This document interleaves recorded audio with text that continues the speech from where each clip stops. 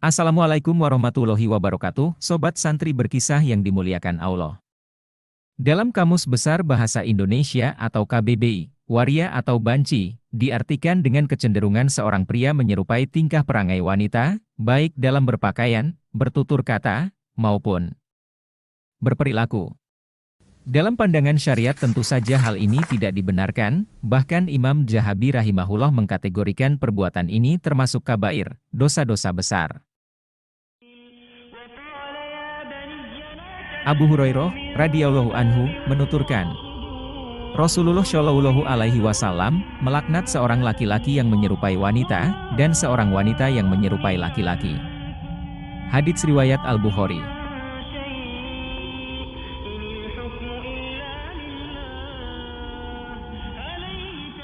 Nah, Sobat Santri Berkisah, ada sebuah kisah tentang seorang waria di kota Bashrah pada masa lalu, yang menemui jalan hidayah, hingga ia pun bertobat dari dosa-dosanya.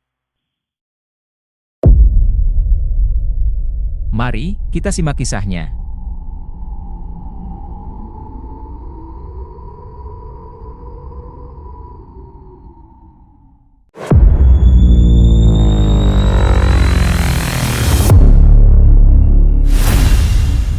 أعوذ بالله من الشيطان الرجيم يهدي به الله من اتبع رضوانه سبل السلام ويخرجهم من الظلمات إلى النور بإذنه ويهديهم إلى صراط مستقيم.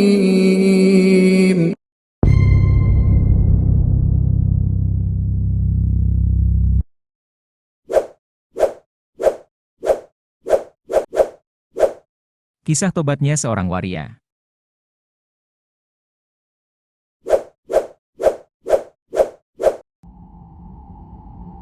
Bashrah adalah kota terbesar kedua di Irak.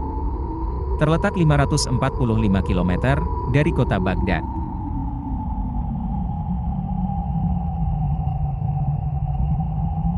Di masa lalu, kota Bashrah memiliki peranan penting dalam sejarah awal agama Islam.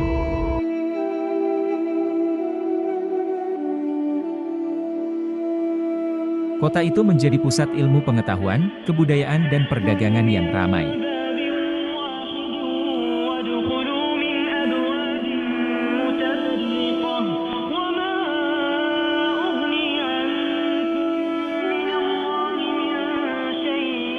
Banyak ulama-ulama besar yang berasal dari kota tersebut. Di antaranya adalah Syekh Sholih Al-Miri. Bismillahirrahmanirrahim. Amma yatasaaluna 'anil naba'il 'azim alladzi hum fihi mukhtalifun. Pada suatu hari, di sebuah majelis ilmu yang diadakan oleh Syekh Sholih Al-Miri,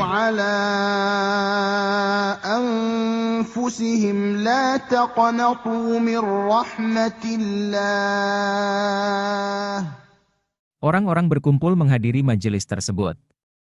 Bukan hanya berasal dari kota Bashrah, namun juga berasal dari luar daerah.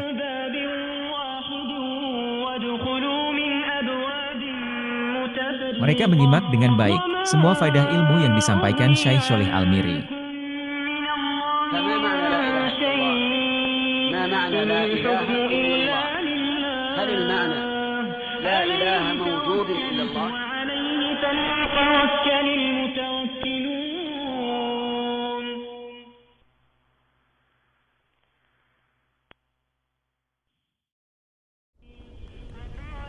Bacalah, wahai pemuda.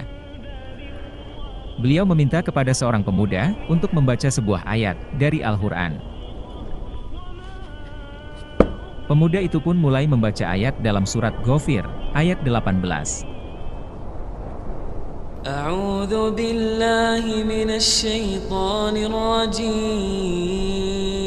Wa anzirhum yawmal azifati idzil qulubu ladal hanajiri kadhimin. ما للظالمين من حميم ولا شفيع يطاع. Cukup, pinta Syekh. Lantas, Syekh itu mulai menyampaikan wejangan yang sangat mengena. Bagaimana mungkin seorang zolim akan mendapati teman setia atau pemberi syafaat, sementara semua urusan hanya Allah yang menentukan?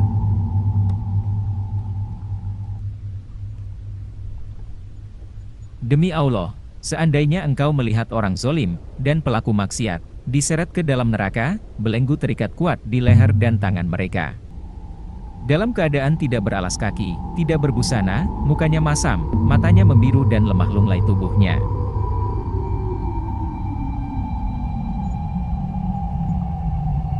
Mereka berteriak, sungguh celaka dan binasa kami. Kemana mereka akan menyeret kami? Apa yang akan mereka lakukan terhadap kami?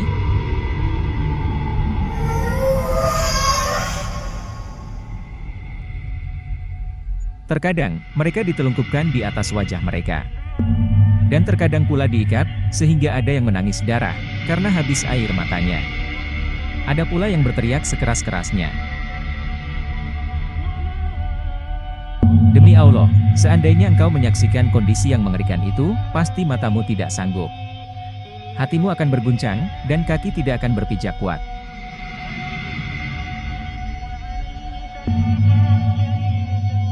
Betapa mengerikan pemandangan itu. Betapa jelek tempat kembalinya. Tutup sang Syekh. Kemudian beliau menangis sejadi-jadinya. Manusia pun menangis bersama beliau.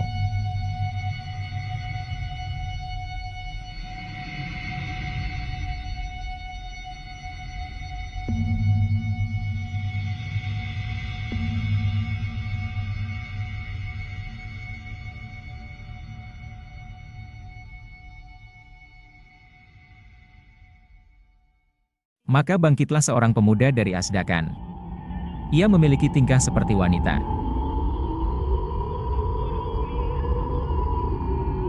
Lalu ia bertanya, apakah ini fenomena hari kiamat wahai Syekh?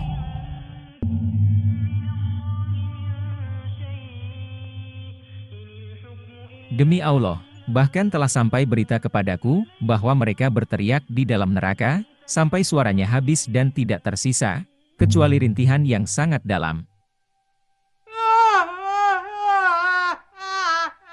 Pemuda itu lantas berteriak, Innalillah, aku telah melalaikan diriku sendiri, aku meremehkan ketaatan kepada Robku. Aku telah menyia-nyiakan umurku.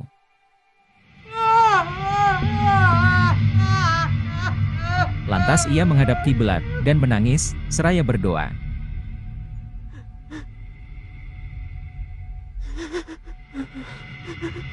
Ya Allah, sesungguhnya aku menghadapmu dengan tobat yang tidak dicampur oleh ria. Maka terimalah tobatku, ampunilah aku, maafkanlah aku, rahmatilah aku. Dan kucurkanlah anugerah dan karuniamu wahai Arhamar Rahimin.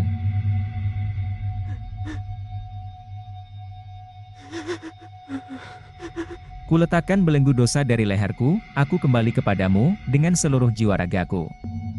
Sungguh celaka, apabila engkau tidak menerima tobatku.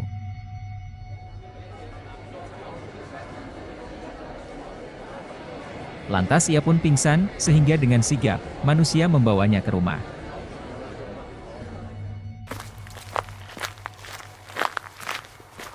Syekh Sholih terus mengunjunginya, sampai akhirnya, ia meninggal dunia.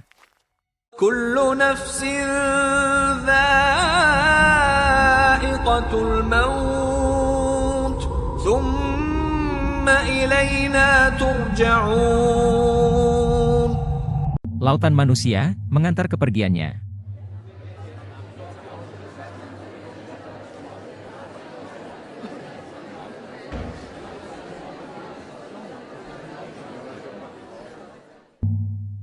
Beberapa hari kemudian, seseorang melihat pemuda tersebut dalam mimpinya. Dia bertanya, bagaimana keadaanmu?